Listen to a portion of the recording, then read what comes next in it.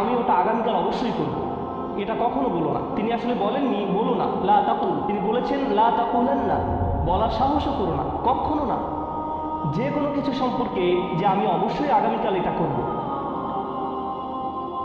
আপনি যদি আয়াতের এখানে থেমে যান তাহলে দৃশ্যত সমস্যা দেখা দেয়, কারণ আপনার বস বলেন আপনাকে অবশ্যই এই অ্যাসাইনমেন্ট আগামীকাল জমা দিতে হবে, আপনি তখন বলেন অবশ্যই আমি আগামীকাল জমা দিব, শিওর শিওর ইনশাআল্লাহ।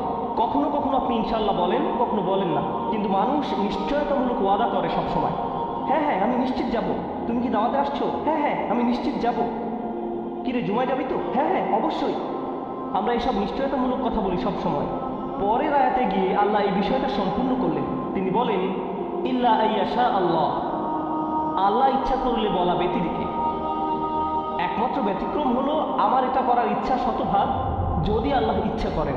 এই জন্য মুসলিম সংস্কৃতিতে আমরা যখন ভবিষ্যৎ নিয়ে কথা বলি আমরা ইনশা আল্লাহ শব্দ ব্যবহার করি।